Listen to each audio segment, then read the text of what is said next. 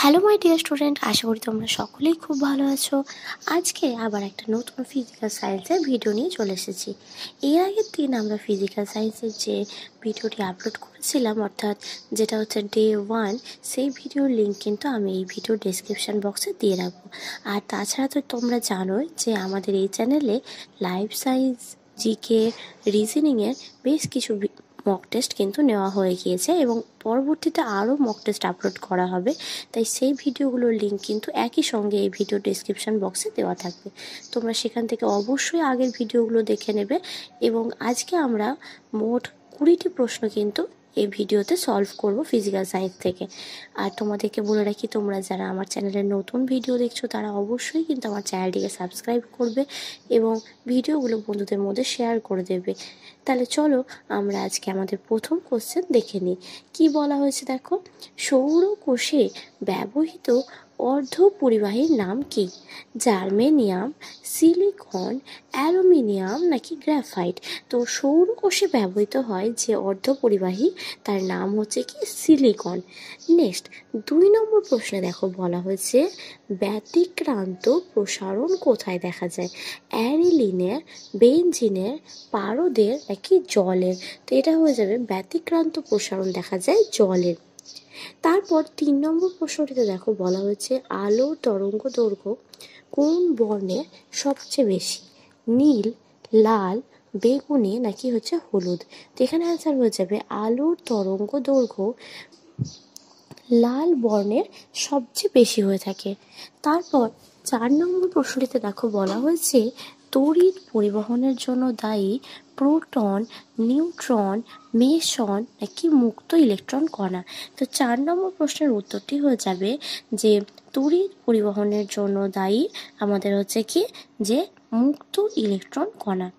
তারপর 5 নম্বর প্রশ্নটিতে দেখো বলা হচ্ছে কোনটির নির্গমনকে গৌণ নিঃসরণ বলা হয়? আলফা কণা, বিটা কণা, গামা রশ্মি নাকি আলফা ও বিটা উভয়ই? তো 5 নম্বর প্রশ্নের উত্তরটি হয়ে যাবে যে গামা রশ্মির নির্গমনকে গৌণ নিঃসরণ বলা হয়। নেক্সট 6 নম্বর প্রশ্নে দেখো বলা হচ্ছে রূপোর চামচে সোনার প্রলেপ দেওয়ার জন্য অ্যানোড রূপে ব্যবহৃত হয়। তোমরা অনেকেই শুনে থাকবে যে রূপোর বিভিন্ন গয়নার ক্ষেত্রে সেক্ষেত্রে কি করা হয় যে সোনার প্রলেপ দেওয়া হয়। তো এখানে একটা রূপোর চামচ নেওয়া হয়েছে এবং সেক্ষেত্রে সোনার প্রলেপ দেওয়ার জন্য অ্যানোড রূপে কি ব্যবহৃত হয় সেটা বলতে চাওয়া হয়েছে।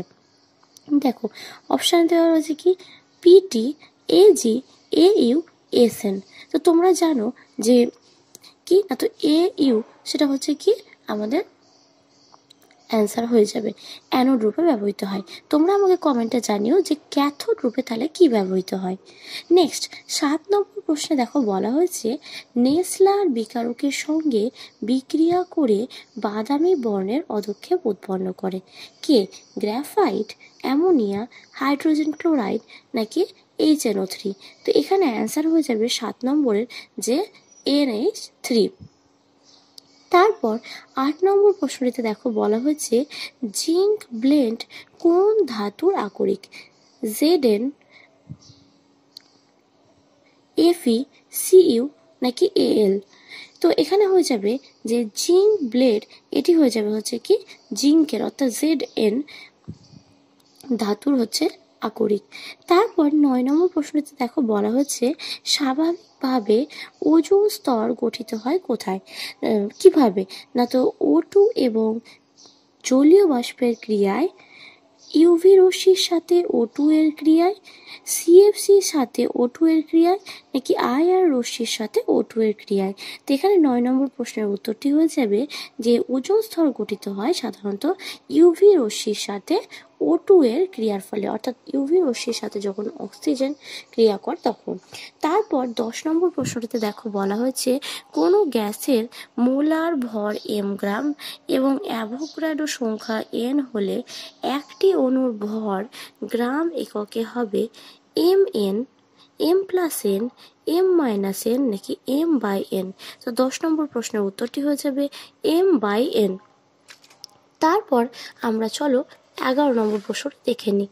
দেখো বলেছে বিমানের কাঠামো তৈরিতে ব্যবহৃত হয় যে সংকর ধাতুটি তা হলো জার্মান সিলভার, ব্রোঞ্জ, ইনভার নাকি হচ্ছে ডুরালুমিন।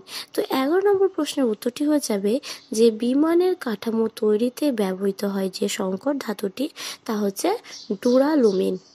নেক্সট 12 নম্বর প্রশ্নটিতে দেখো বলা হয়েছে অ্যাসিটোনের কার্যকরী মূলক কি? সি ডবল বন্ড ও, CHO, COOH নাকি OH। তো তোমরা এখানে জানো যে 12 নম্বর প্রশ্নের উত্তরটি হবে সি ডবল বন্ড ও। তোমরা আমাকে এই তিনটে অপশনের মধ্যে কোনটা হাইড্রক্সিলের কার্যকারী মূলক সেটা আমাকে কমেন্টের মাধ্যমে জানাতে ভুলবে না। তারপর আমরা দেখে নিই 13 নম্বর প্রশ্ন। দেখো বলা হয়েছে কোন গ্যাসটি অবলোহিত রশ্মি শোষণ করে না। দেখো প্রশ্নর ক্ষেত্রে কোথায় করে কোথায় করে না এই জিনিসগুলো কিন্তু খুব ভালোভাবে খেয়াল রাখতে হবে, নাহলে প্রশ্ন কিন্তু উত্তর ভুল হয়ে যাবে। এক্ষেত্রে অনেক সময় দেখা যায় যে জানা প্রশ্নের উত্তরগুলো কিন্তু আমরা ভুল করে ফেলি। তো দেখো বলেছে O2, CO2, N2O নাকি CH4। তো 13 নম্বর প্রশ্নের উত্তরটি হয়ে যাবে O2।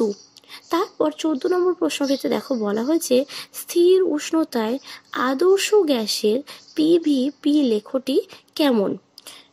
মূল বিন্দুগামী সরলরেখা, সমপরাবৃত্তাকার, এক্স অক্ষের সমান্তরাল সরলরেখা নাকি কোনোটিই নয়।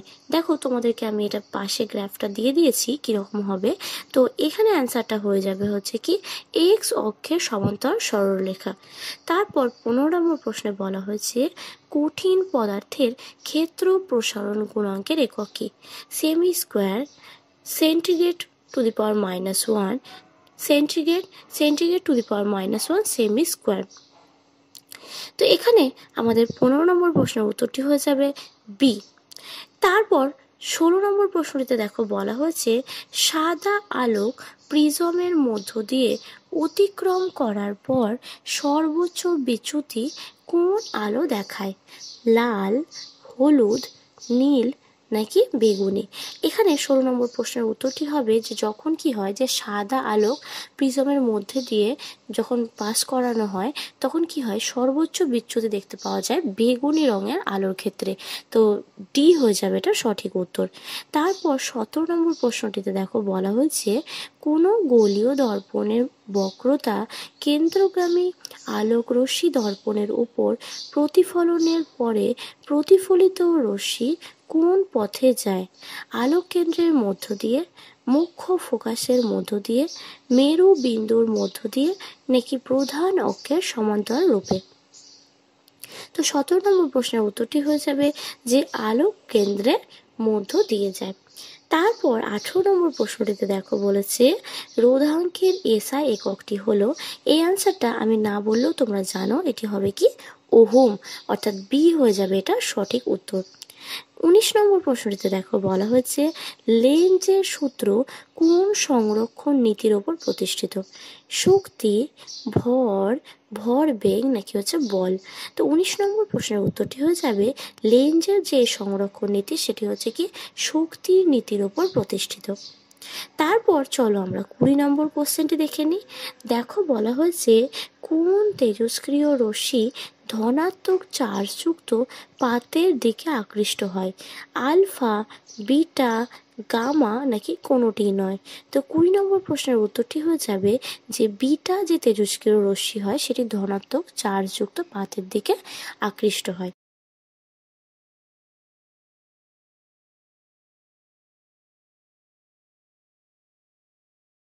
এরপর চলো আজকে আমরা আমাদের এই ভিডিওর লাস্ট কোশ্চেন দেখে নিই। দেখো বলা হয়েছে মৌলের কোন ধর্মটি পর্যায়গত ধর্ম নয়? পরমাণুর ব্যাসার্ধ, তড়িৎ ঋণাত্মকতা, ধাতব ও অধাতব ধর্ম নাকি তেজস্ক্রিয়তা। তো 21 নম্বর প্রশ্নের উত্তরটি হয়ে যাবে যে মৌলের পর্যায়গত ধর্ম নয় হচ্ছে তেজস্ক্রিয়তা। বাকি বাদে এখানে বাকি যে তিনটে অপশান রয়েছে যেমন পরমাণুর ব্যাসার্ধ, তড়িৎ ঋণাত্মকতা, ধাতব ও অধাতব ধর্ম, এই তিনটেই কিন্তু এটার সঠিক উত্তর। তাহলে আজকের ভিডিওটি আমরা এখানেই শেষ করলাম। তোমাদের যদি এই ভিডিওটি ভালো লেগে থাকে তাহলে অবশ্যই বন্ধুদেরকে ভিডিওগুলো শেয়ার করে দেবে এবং পরবর্তী ভিডিও আসছে খুব শীঘ্রই। থ্যাংক ইউ, ভালো থেকো সবাই।